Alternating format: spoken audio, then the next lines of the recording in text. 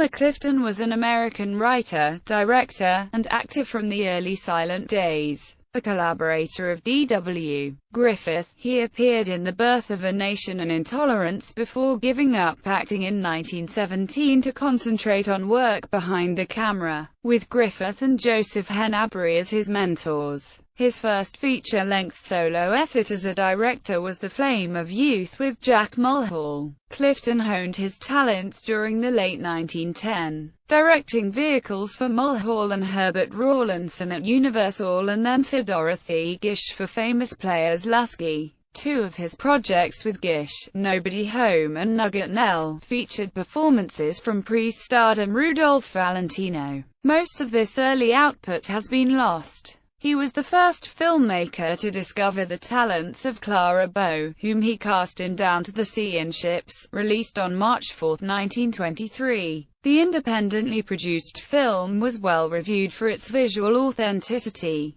During the 1920s, Clifton directed films for several different studios. During the filming of The Warrens of Virginia for Fox Film Corporation, lead actress Martha Mansfield suffered a fatal accident from burns when her costume caught fire. Clifton directed the wreck of the Hesperus for Cecil B. DeMille's production company, and filmed on location in the Grand Canyon for The Bride of the Colorado. He also directed some Technicolor short films, including Manchu Love with an all-Asian cast. In the sound era, Clifton wrote and directed many poverty row westerns and exploitation classics, among them the anti-marijuana polemic Assassin of Youth. He also directed the Vice films Gambling with Souls, Slaves in Bondage and City of Missing Girls, all of which portrayed addiction and white slavery to some degree. His last film was Not Wanted, which was finished by star Ida Lupino when Clifton became ill and was unable to work anymore. He died in 1949 of a cerebral hemorrhage shortly after the film's release.